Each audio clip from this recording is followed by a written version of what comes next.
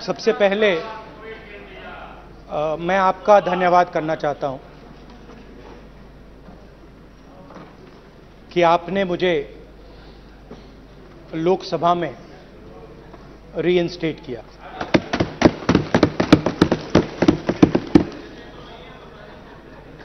और पिछली बार जब मैं बोला तो शायद मैंने आपको थोड़ा कष्ट भी पहुंचाया, क्योंकि मैंने इतनी जोरों से अदानी जी पे फोकस किया कि जो आपके सीनियर नेता हैं शायद उनको थोड़ा कष्ट हुआ। तो वो जो उनको कष्ट हुआ,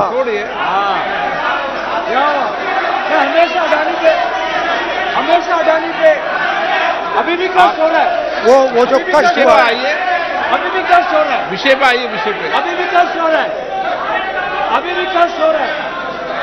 ये देखिए, ये सारे नहीं मगर सुनिए तो वो जो कष्ट हुआ 1 2 3 4 5 उसका असर शायद आप पे भी थोड़ा हुआ। तो इसके लिए मैं आपसे माफी मांगता हूं, मगर मैंने सिर्फ सच्चाई रखी थी। मगर आज जो मेरे बीजेपी के मित्र हैं, आज आपको डरने की जरूरत नहीं है। डरो मत। क्योंकि आज जो मेरा भाषण है, डरो मत। और आप डरो मत।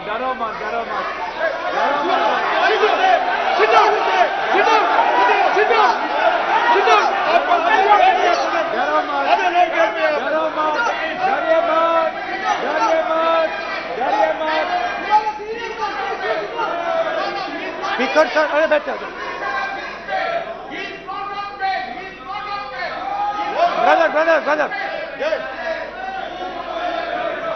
तो आज कोई घबराने की जरूरत नहीं है। आज मैं अपना भाषण, मेन जो भाषण है वो अदानी जी पे नहीं बोलने जा रहा हूं। आप छोड़िए, तो आप रिलैक्स कर सकते हैं, आप शांत रह सकते हैं, क्योंकि मेरा भाषण आज दूसरी डायरेक्शन में जा रहा है।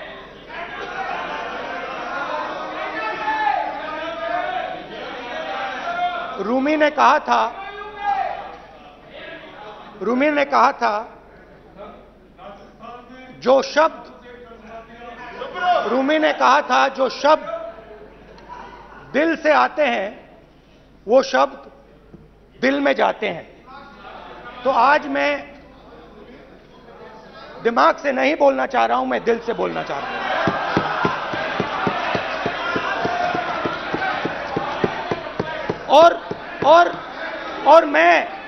और मैं आज आप लोगों पर इतना आक्रमण नहीं करूंगा। मतलब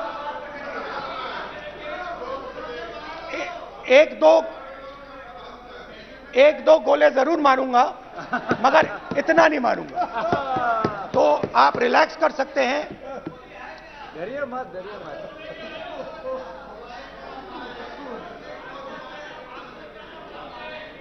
अरे रक्षा मंत्री जी आज संभाल लेंगे हम लोग।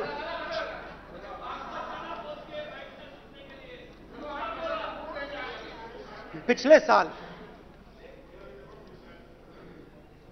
130 दिन के लिए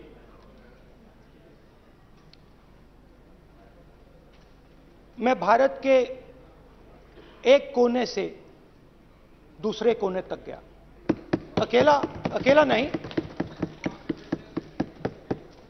बहुत सारे लोगों के साथ।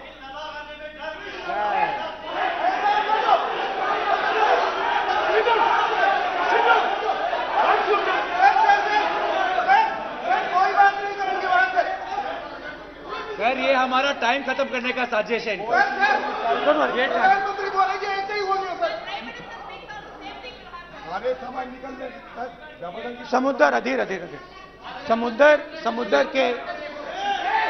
समुद्र समुद्र के तट से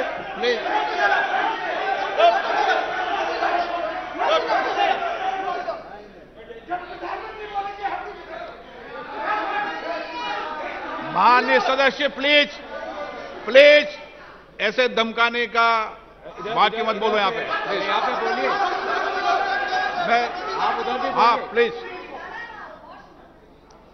मैं समुद्र के तट से कश्मीर की बर्फीली पहाड़ी तक चला। नहीं, लद्दाख को मैंने नहीं छोड़ा। यात्रा अभी खत्म नहीं हुई है, यात्रा जारी है और जरूर लद्दाख आएंगे, घबराइए मत। बहुत सारे लोगों ने मुझसे पूछा यात्रा के दौरान, यात्रा के बाद कि राहुल तुम क्यों चल रहे हो, क्या तुम्हारा लक्ष्य क्या है, कन्याकुमारी से कश्मीर तक क्यों जा रहे हो। और जब वो मुझसे पूछते थे, शुरुआत में मेरे मुंह से जवाब नहीं निकलता।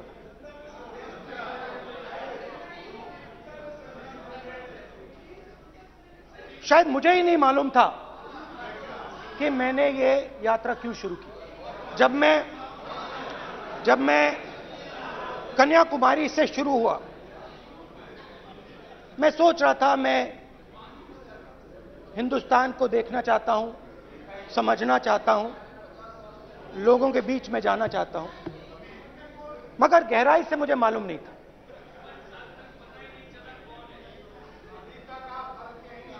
थोड़ी देर में मुझे बात समझ आने लगी।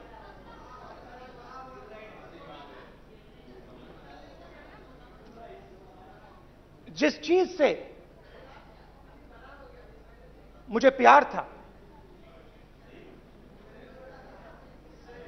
जिस चीज के लिए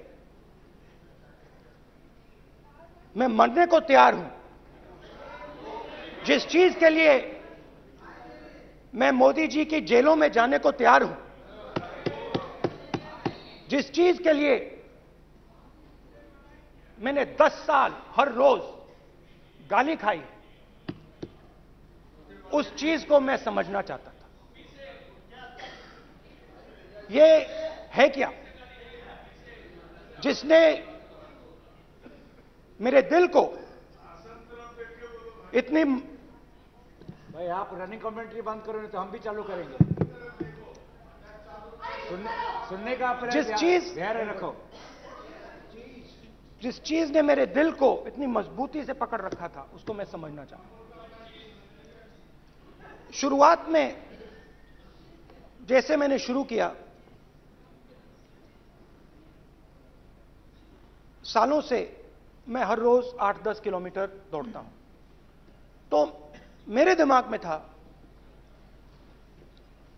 कि अगर मैं 10 किलोमीटर दौड़ सकता हूं तो 25 किलोमीटर चलने का क्या मतलब, कोई बड़ी बात नहीं है। ये मैंने सोचा था।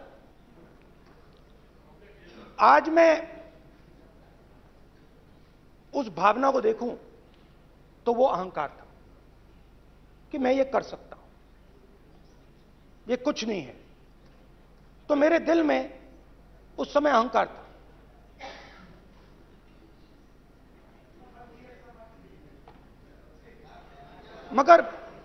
मगर भारत अहंकार को एकदम मिटा देता है, 1 सेकंड में मिटा देता है। तो हुआ क्या, 2-3 दिन में मेरे घुटने में दर्द शुरू हो गया। पुरानी इंजरी थी और जबरदस्त दर्द। हर रोज मैं उठूं और मेरे घुटने में दर्द, हर कदम में दर्द। तो पहले 2-3 दिनों में जो अहंकार था, जो मतलब भेड़िया जो निकला था वो चींटी बन गई एकदम।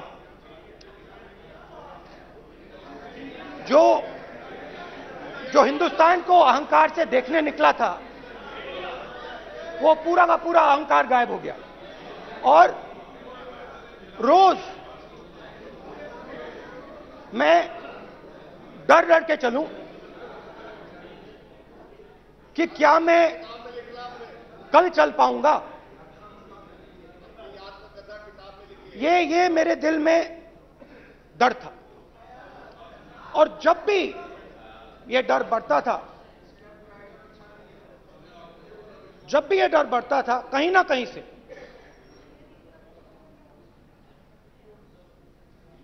कोई ना कोई शक्ति मेरी मदद कर देती थी। एक दिन मैं सह नहीं पा रहा था, एक छोटी सी लड़की आती है, मुझे चिट्ठी दे देती। मैंने चिट्ठी खोली, 8 साल की थी, उसमें लिखा था, Rahul, I am walking with you, don't worry. उसने मेरे पैर में चोट देखी और उसने अपनी शक्ति मुझे दे दी। सिर्फ उसने नहीं, लाखों लोग ने। और शुरुआत में जब मैं चल रहा था, कोई किसान आता था, मैं एकदम पहले उसको अपनी बात बताता था कि आपको यह करना चाहिए, आपको इस प्रकार से काम करना चाहिए। मगर इतने लोग आए, हजारों लोग आए कि थोड़ी देर में मैं बोल नहीं पाया। जो मेरे दिल में बोलने का डिजायर था वो बंद हो गया, बोल ही नहीं पाया, क्योंकि इतने लोगों से बोलना था। और एक सन्नाटा सा छा गया, भीड़ की आवाज थी, भारत जोड़ो, भारत जोड़ो, भारत जोड़ो। और जो मेरे से बात करता था उसकी आवाज में सुनता गया।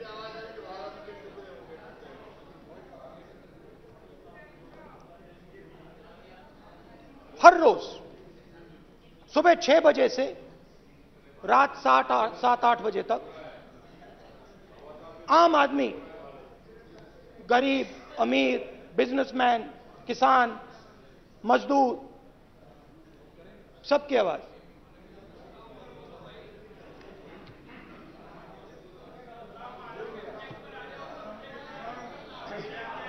आ रहा हूं। आप कल से रुके, अब थोड़ा और रुक लो, 5-10 मिनट रुक जाओ।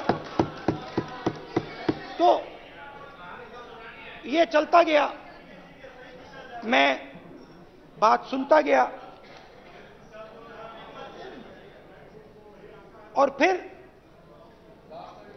मेरे पास एक किसान आया और किसान ने हाथ में रुई पकड़ी हुई थी और उसने मुझे कहा, अध्यक्ष महोदय, उसने मुझे कहा, मेरी आंख में देखकर उसने मुझे अपना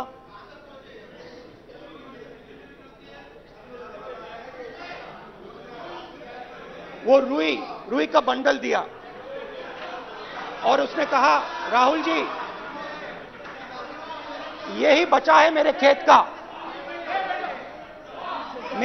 का, यही बचा है और कुछ बचा नहीं है। मैंने उससे, जो मैं नॉर्मली सवाल पूछता था, भैया आपको बीमा का पैसा मिला, वो पूछा।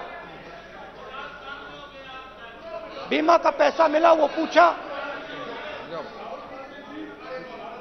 और किसान ने मेरा हाथ पकड़ा। किसान मुझे कहता है कि नहीं राहुल जी, मुझे बीमा का पैसा नहीं मिला, हिंदुस्तान के बड़े उद्योगपतियों ने वो मुझसे छीन लिया। मगर इस बार बड़ी अजीब सी चीज हुई। जब मैंने किसान को देखा और वो मुझसे बोल रहा था, तो जो उसके दिल में दर्द था वो मेरे दिल में आया। जो उसके आंखों में शर्म थी जब वो अपनी बीवी से बात करता था, वो शर्म मेरी आंखों में आई। जब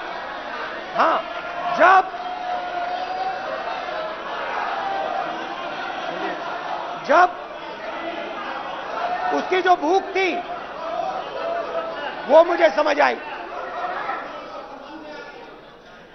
और उसके बाद यात्रा बिल्कुल बदल गई। मुझे भीड़ की आवाज नहीं सुनाई देती थी, मुझे सिर्फ उस व्यक्ति की आवाज सुनाई देती थी जो मेरे साथ बात कर रहा था। उसका दर्द, उसकी चोट, उसका दुख, मेरा दुख, मेरी चोट, मेरा दर्द बन गया। समझने की कोशिश करो।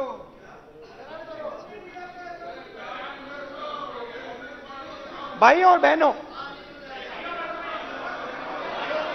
लोग कहते हैं कि ये देश है, कोई कहता है ये अलग अलग भाषाएं हैं, कोई कहता है ये जमीन है, मिट्टी है, कोई कहता है ये धर्म है, ये सोना है, ये चांदी है। मगर भाइयों और बहनों, सच्चाई है कि ये देश एक आवाज है। ये देश सिर्फ एक आवाज है। ये देश इस देश की लोगों की आवाज है। इस देश के लोगों का दर्द है, दुख है, कठिनाइयां हैं। और अगर हमें इस आवाज को सुनना है तो हमारे दिल में जो अहंकार है, हमारे जो डिजायर्स हैं, हमारे जो सपने हैं, उनको हमें परे करना पड़ेगा। जब हम अपने सपनों को परे करते हैं तब हमें हिंदुस्तान की आवाज सुनाई देती है, तब तक हिंदुस्तान की आवाज हमें नहीं सुनाई देती। अब आप कहोगे यह बात मैंने नॉन कॉन्फिडेंस मोशन में क्यों रखी? इसका क्या मतलब है कि भारत एक आवाज है, भारत लोगों का दुख है, भारत लोगों का कष्ट है, मुश्किलें हैं। क्योंकि भाइयों और बहनों,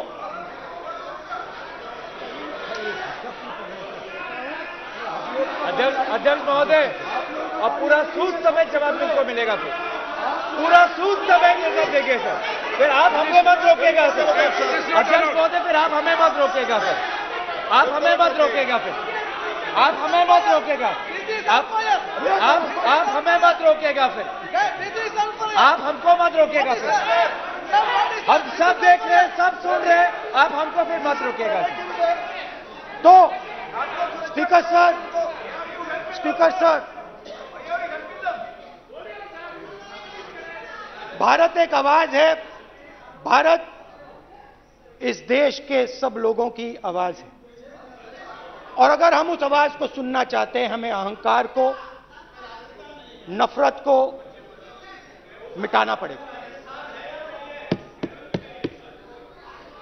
स्पीकर सर, कुछ ही दिन पहले मैं मणिपुर गया। हमारे प्रधानमंत्री नहीं गए, आज तक नहीं गए, क्योंकि उनके लिए मणिपुर हिंदुस्तान नहीं है।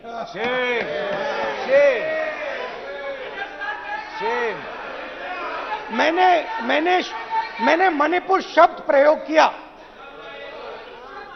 मगर आज की सच्चाई यह है कि मणिपुर नहीं बचा है। मणिपुर को आपने दो भाग में कर दिया है। मणिपुर को आपने बांट दिया है, तोड़ दिया है। मैं मणिपुर में रिलीफ कैंप्स में गया। रिलीफ कैंप में आज जा रहा हूं।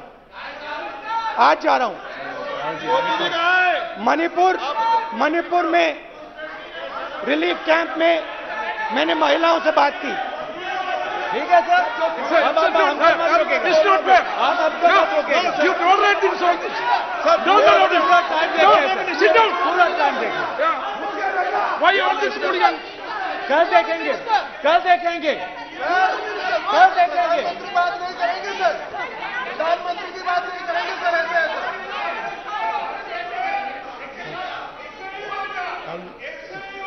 सूद समय मैं जवाब मणिपुर मिलेगा। गया और मणिपुर के कैंप्स में मैंने महिलाओं से बात की, बच्चों से बात की, जो हमारे प्रधानमंत्री जी ने आज तक नहीं किया। एक महिला मुझे कहती है, मैंने उनसे पूछा, बहन क्या हुआ आपके साथ? What's this? एक एक मंत्री बोल रहे हैं, कल आप बोले, एक एक मंत्री खड़े होके बोल रहे हैं, एक एक मंत्री खड़े होके ऐसे कर रहे हैं।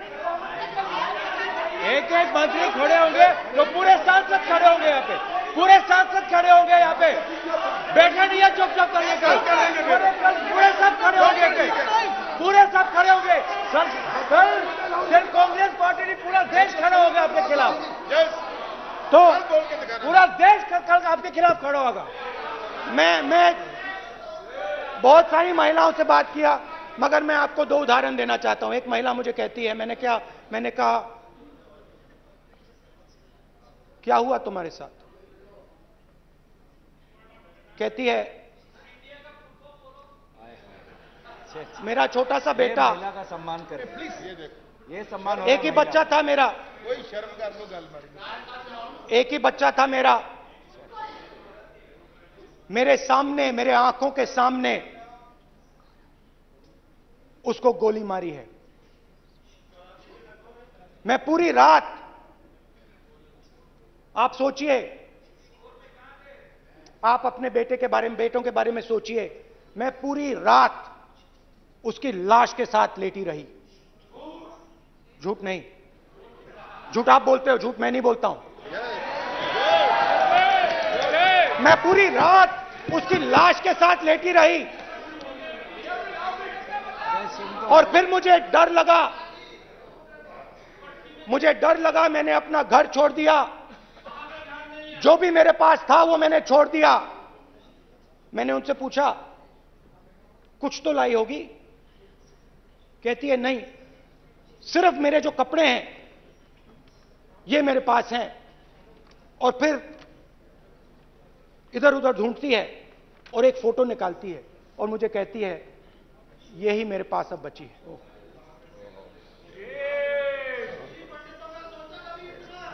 एक और उदाहरण, दूसरे कैंप में मैं, एक महिला मेरे सामने आती है, मैं उससे पूछता हूं, तुम्हारे साथ क्या हुआ? क्या हुआ तुम्हारे साथ? और जैसे ही मैंने यह सवाल पूछा,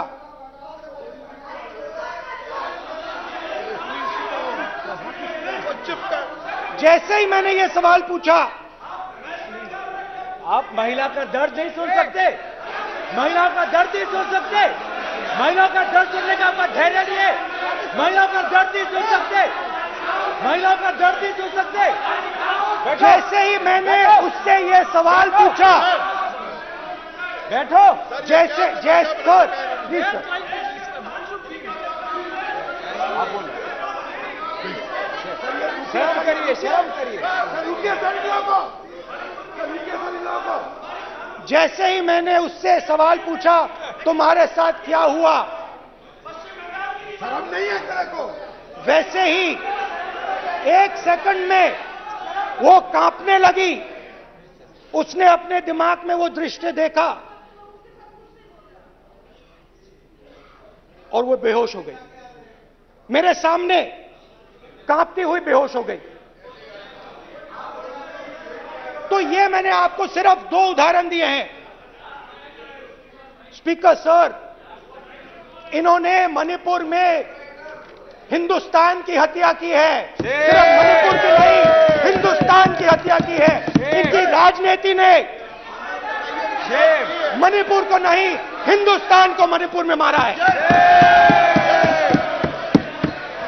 हिंदुस्तान को कत्ल किया है, हिंदुस्तान का मर्डर किया है मणिपुर में।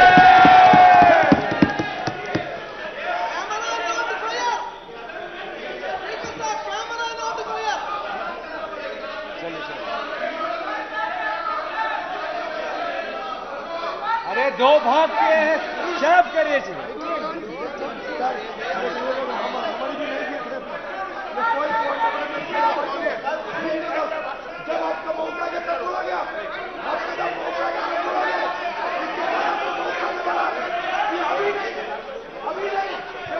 माननीय सभी सदस्यों से कहूंगा शांति रखें, प्लीज प्लीज।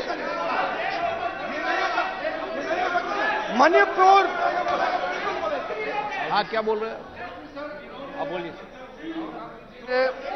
एक अरे भाई क्या बात है, क्यों बातें कर सकते हैं, क्या बात करते हैं। इन्होंने राहुल गांधी ने आज सदन में पानी पी रहे हैं भाई, आप क्या बात करते बैठो सर। सर ये राहुल गांधी ने आज जो बातें कही है इस सदन में बहुत ही गंभीर बात किया है। मैं उनसे एक सवाल पूछना चाहता हूँ, 7 लोगों को नॉर्थ ईस्ट में किया हुए हैं, इधर कांग्रेस पार्टी है। राहुल गांधी को माफी मांगना चाहिए। राहुल गांधी का कांग्रेस पार्टी 7 साल से ज्यादा इस देश को शासन किया है, नॉर्थ ईस्ट को इन्होंने खत्म किया है। आज नॉर्थ ईस्ट में जितना मिलिटेंसी है ये कांग्रेस पार्टी ने पैदा किया है। क्या बात करते हैं, क्या बात करते हैं। आज नॉर्थ ईस्ट में सारा मिलिटेंट ग्रुप है, सारा कांग्रेस पार्टी की वजह से जमा हुआ है।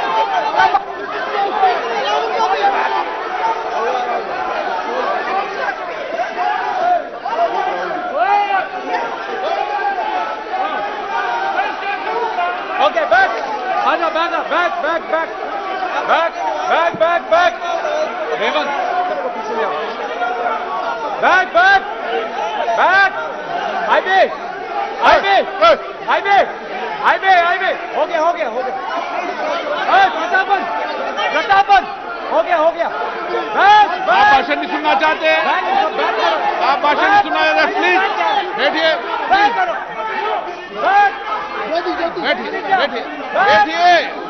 प्लीज बैठिए,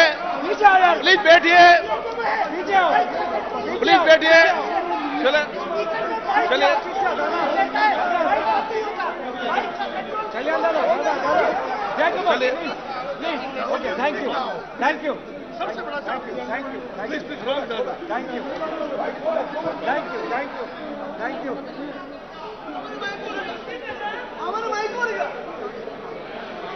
एक मिनट बैठिए, एक मिनट प्लीज बैठिए,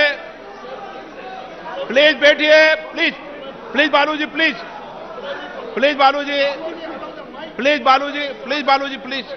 एक मिनट प्लीज बैठिए। माननीय सदस्यगण, ऐसे नहीं सकते। जिस तरीके का व्यवहार आप टेबल पर आकर कर रहे हैं, इस तरीके से सदन नहीं चलेगा। ये तरीका ठीक नहीं है। जब मैंने किसी को कहा है तो कहा है, ऐसे सदन नहीं चलेगा। आप सदन नहीं चलाना चाहते, अलग बात है। अब अपनी बात कहिए, गलत तरीका ये। नो, ऐसे सदन चलने वाला नहीं है। जो माननीय सदस्य टेबल पर हैं, उनके खिलाफ कार्रवाई होगी। प्लीज बैठिए, आप भी बैठिए। माननीय मंत्री जी, प्लीज बैठिए। भारत माता, प्लीज बैठिए। भारत माता, प्लीज बैठिए। Please brother.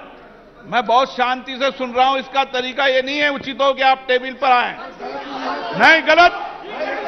गलत तरीका है ये। आप जैसे मैंने माननीय sir please please brother please भाई पानी लो। जैसे मैंने भाषण के शुरुआत में बोला, भारत एक आवाज है, भारत हमारी जनता की आवाज है, दिल की आवाज है। उस आवाज की हत्या आपने मणिपुर में की। इसका मतलब भारत माता की हत्या आपने मणिपुर में की।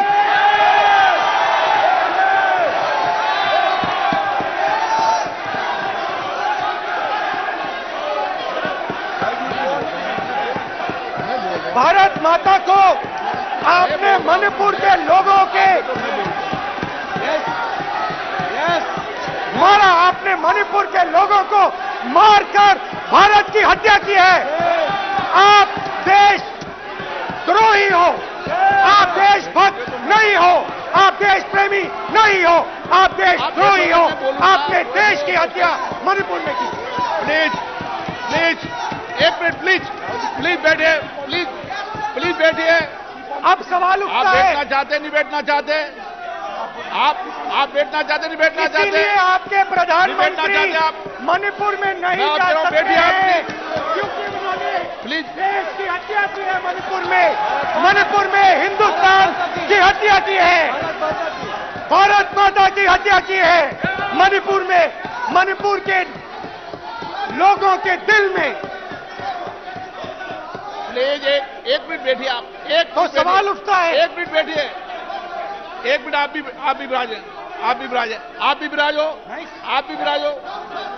आप बैठिए सही, नहीं बैठिए रहने दो आप, चलो आप बैठिए आप प्लीज बैठिए आप प्लीज। आप बोल रहे हैं फिर आप भारत माता के रखवाले नहीं हो, आप भारत माता के हत्यारे हो। प्लीज माननीय सदस्य प्लीज माननीय सदस्य प्लीज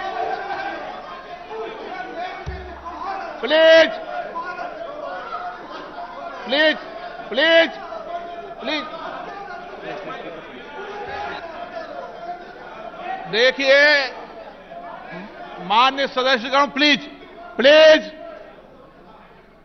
माननीय सदस्यगण, भारत मां हमारी मां है, हमें सदन में बोलते समय संयम बरतना चाहिए। मेरा अपनी मां की हत्या की बात कर रहा हूं, मैं मणिपुर में अपनी मां की हत्या की बात कर रहा हूं, मैं आदर से बोल रहा हूं। आपने मेरी मां की हत्या की मणिपुर में।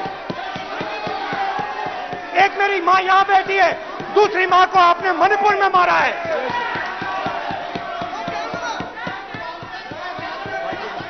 और हर रोज जब तक आप हिंसा को बंद नहीं करोगे, तब तक आप मेरी मां की हत्या कर रहे हो। हिंदुस्तान की सेना मणिपुर में एक दिन में शांति ला सकती है, हिंदुस्तान की सेना का प्रयोग नहीं कर रहे हो, क्योंकि आप हिंदुस्तान को मणिपुर में मारना चाहते हो।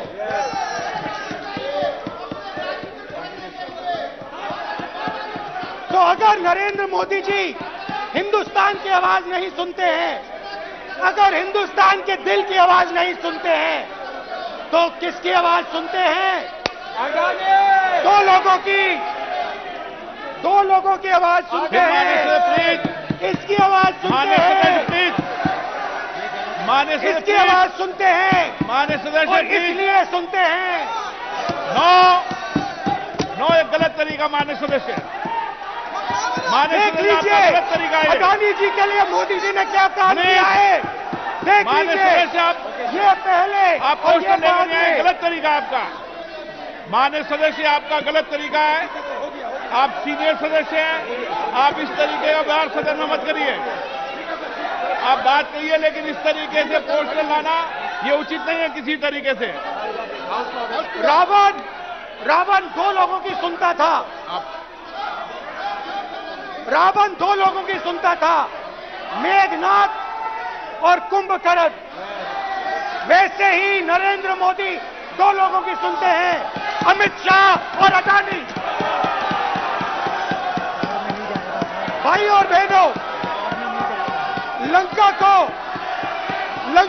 हनुमान ने नहीं जलाया था, लंका को रावण के अहंकार ने जलाया था। प्लीज माननीय सदस्य, आप संयमित बोले। आप ये सदन है, आप तरीके से बोलिए। माननीय राम ने रावण को नहीं मारा था, रावण के अहंकार ने रावण को मारा था। आप पूरे देश में केरोसिन फेंक रहे हो, पूरे देश में आप केरोसिन फेंक रहे हो। आपने मणिपुर में केरोसिन फेंकी और फिर चिंगारी लगा दी। अब आप हरियाणा में कर रहे हो, पूरे देश को आप जलाने में लगे हो। आप पूरे देश में भारत माता की हत्या कर रहे हो। धन्यवाद स्पीकर।